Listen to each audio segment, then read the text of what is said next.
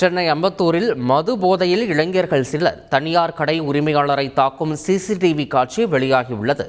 அம்பத்தூர் தொழிற்பேட்டை பேருந்து நிலையம் அருகே உள்ள கடை முன்பு இளைஞர்கள் சிலர் சிறுநீர் கழித்ததாகவும் அதற்கு கடை உரிமையாளர் எதிர்ப்பு தெரிவித்ததாகவும் கூறப்படுகிறது.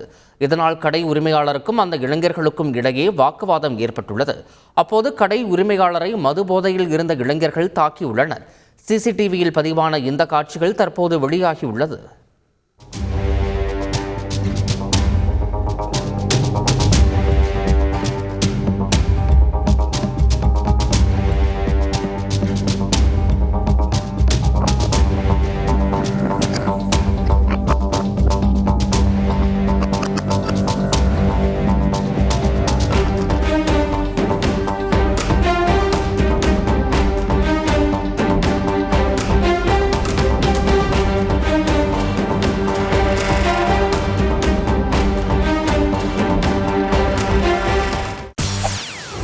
செய்திகளை உடனுக்குடன் தெரிந்து கொள்ள உடனே சப்ஸ்கிரைப் பண்ணுங்க.